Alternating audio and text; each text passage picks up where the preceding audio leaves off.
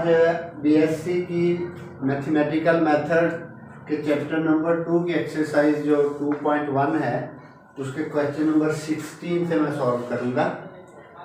Mathematical method exercise 2.1 जो है उसका क्वेश्चन नंबर 16 स्टेटमेंट है इसकी कि G is an abelian group, then show that AB raised to power n is equal to AN BN and this condition holds for all AB belongs to G।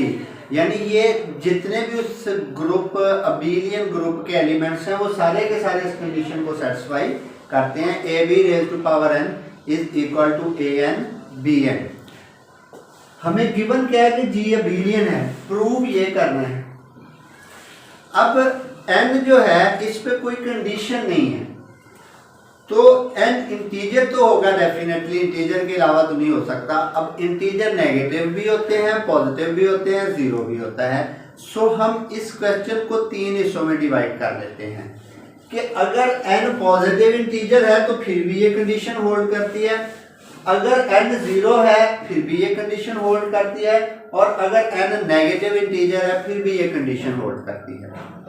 Prove क्या करना है? AB raised to power n is equal to AN BN।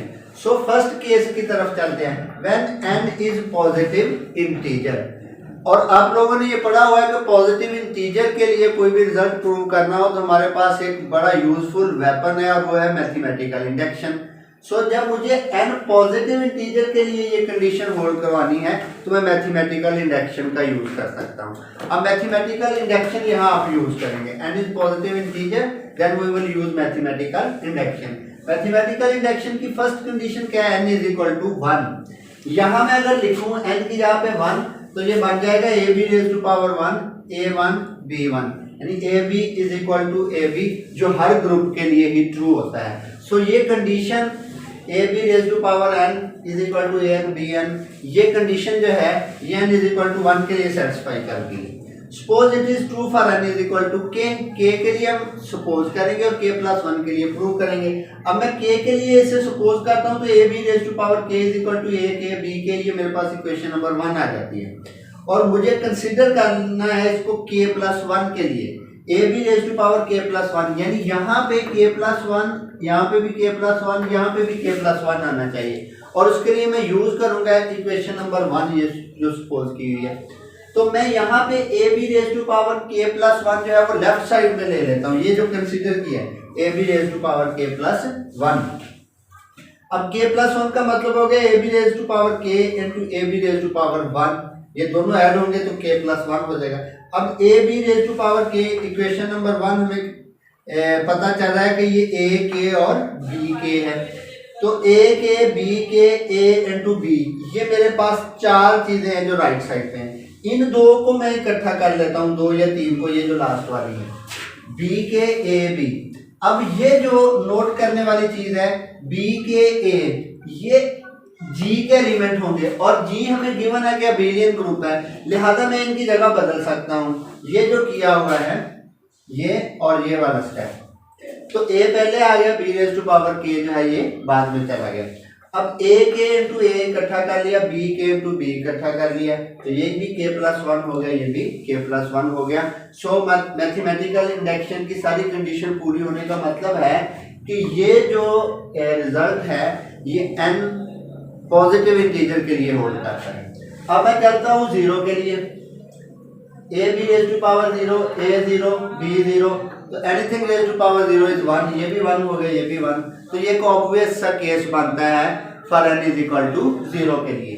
For n negative integer, ये अब जरा थोड़ा सा तो जो से समझने वाली चीज है कि अगर ये नेगेटिव इंटीजर होगा, अब आप कोई भी नेगेटिव इंटीजर सोचें वो एक पॉजिटिव इंटीजर से बनता होता है। मसलन -7 जो है I can write it as minus into plus 7, तो हर नेगेटिव इंटीजर जो है वो पॉजिटिव इंटीजर का माइनस लेने से बनता है। अब अगर n जो है, अब अगर n नेगेटिव इंटीजर है तो हर नेगेटिव इंटीजर जो है वो एक पॉजिटिव इंटीजर से बनता है। लाइक -7 ये माइनस इंटू प्लस 7 है।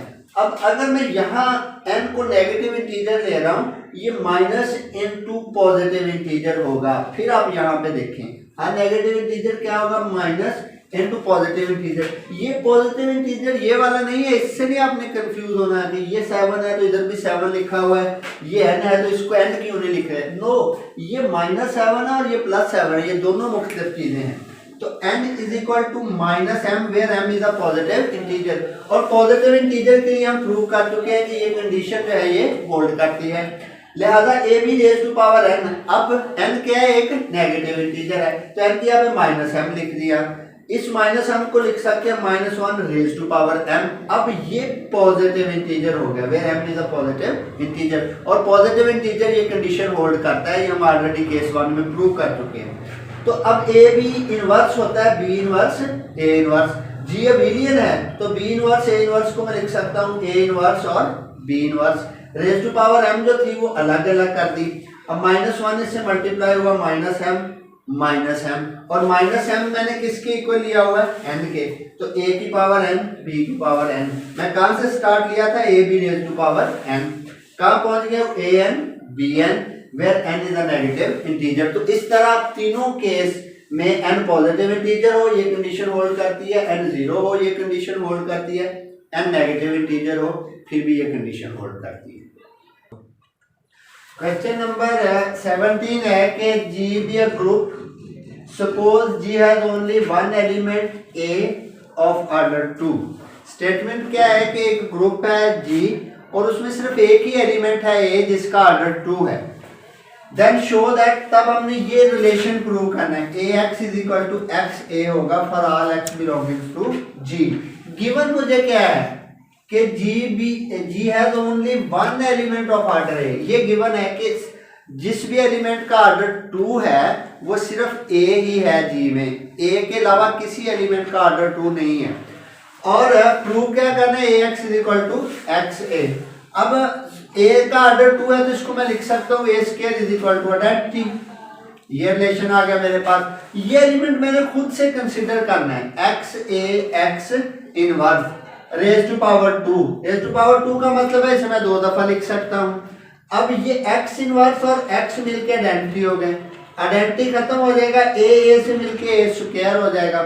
अब ए स्क्वायर मुझे किसके इक्वल गिवन है, आइडेंटिटी के, तो इसकी जगह पे मैं ई लिखूंगा, वो ई खत्म होने की वजह से एक्स इंटू एक्स इनवर्स रह गया और वो दोबारा ई आ गया। अब फाइनली मेरे पास क्या हुआ कि एक्स ए एक्स इनवर्स जो है इसका ऑर्डर 2 है, raise to power 2 is equal to identity का मतलब हो गया कि इसका ऑर्डर 2 है। लेकिन order of x A x inverse is 2, ये मैंने प्रूव कर दिया। गिवन क्या था, G has only one element of order 2 और वो ए है। इसका मतलब ये हुआ कि ये एलिमेंट ए वाला काम करता है, so x A x inverse is equal to a आ गया। अब इस एक्स इनवर्स को भी मैं एक्स से मल्टीप्लाई करता हूं और ए को भी एक्स से मल्टीप्लाई करता हूं तो X is equal to A X prove हो जाता है। ये सिंपल सा क्वेश्चन था। क्वेश्चन नंबर 18 है GL2R। पहले इसकी नोटेशन को समझे, GL2R ऑफ R 2/2, 3 कंडीशंस हैं इसमें। 2/2 non singular matrices over R, यानी जितने भी मैट्रिक्स जिनका ऑर्डर 2/2 है वो नॉन सिंगुलर है और उसके एलिमेंट्स रियल नंबर है, वो सारे हम एक सेट में रख लेते हैं और उसको GL2R का नाम दे दिया। GL2 फिर समझे क्या है, 2/2 non singular matrices over R के जितने भी मैट्रिसेस जिनका ऑर्डर 2/2 है उसके एलिमेंट्स रियल नंबर है और वो नॉन सिंगुलर है। नॉन सिंगुलर क्या होते हैं, जिनका डिटर्मिनेंट नॉन जीरो होता है, जीरो के अलावा होता है, वो सारे मैंने यहाँ रख लिए हैं। इस सेट को GL2R का नाम दे दिया। अब मुझे प्रूव करना है कि अंडर मैट्रिक्स मल्टीप्लिकेशन ये सेट जो है ये ग्रुप है। इसकी चारों कंडीशंस के लिए मैं ये 2 एलिमेंट्स लेता हूँ, A B belong to GL2R। मतलब क्या हुआ कि ए बी जो है वो इस सेट के 2 एलिमेंट्स हैं और ये जो सेट है इसका हर एलिमेंट 3 कंडीशन को पूरी करता है। नॉन सिंगुलर है, ऑर्डर 2/2 है और एलिमेंट्स जो है वो रियल नंबर है। लिहाजा ए भी 3 कंडीशंस को पूरा करेगा, non singular 2/2 elements real number. And similarly B जो है वो भी इन तीनों कंडीशंस को सेटिस्फाई करेगा। ये भी नॉन सिंगुलर है, इसका ऑर्डर भी 2/2 है और इसके एलिमेंट्स भी रियल नंबर है। अब जब मैं पहली कंडीशन पूरी करने के लिए इन दोनों को मल्टीप्लाई करूंगा ए बी, मैं देखूंगा कि क्या ये इनका प्रोडक्ट जो है वो भी इस सेट का एलिमेंट बनता है। अब देखिए अगर ए का ऑर्डर 2/2 है, बी का ऑर्डर भी 2/2 है, तो इनके प्रोडक्ट का ऑर्डर भी 2/2 हो गया। इसका ऑर्डर कितना हो गया? 2/2। ए कंडीशन पूरी करनी। अगर ए भी रियल नंबर्स पे मुश्तमिल है, बी भी रियल नंबर्स पे, तो उनका प्रोडक्ट कॉम्प्लेक्स नंबर्स तो नहीं होगा, लिहाजा ये रियल नंबर्स ही होंगे।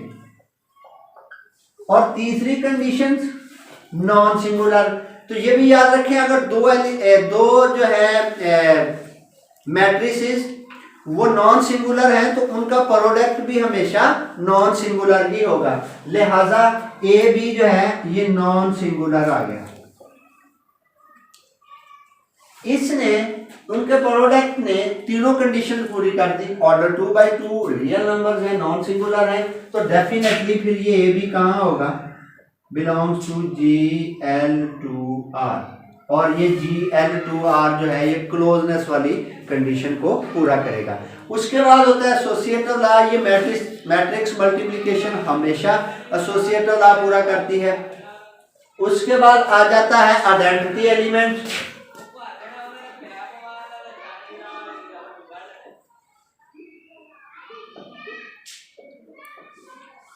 एसोसिएटिव लॉ जो है वो हमेशा पूरा होता है। वो आप जस्ट एक सेंटेंस लिख दें। आइडेंटिटी के लिए आपको पता है कि 2/2 में आइडेंटिटी एलिमेंट I2 1001 ये भी इसी में होगा, बिकॉज ये तीनों कंडीशंस पूरी करता है। 2/2 है, रियल नंबर्स है और नॉन सिंगुलर है, लिहाजा ये बिलोंग करेगा किसको? GL2R को। तो आइडेंटिटी एलिमेंट इसमें मौजूद है। अब आते हैं इनवर्स की तरफ।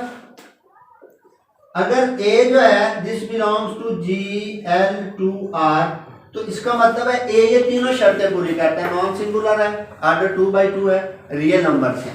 जब मैं इसका इनवर्स लूंगा तो उसका भी ऑर्डर 2/2 ही होगा और वो भी नॉन सिंगुलर होगा, और एलिमेंट्स अगर रियल हैं तो इनवर्स लेने से भी रियल ही रहेंगे, लिहाजा A इनवर्स जो है that will also belongs to GL2R। तो ग्रुप की चारों कंडीशन सेटिस्फाई कर रहा है, लिहाजा ये जो मेरे पास सेट था GL2R ये एक ग्रुप प्रूव हो जाएगा अंडर मैट्रिक्स मल्टीप्लिकेशन।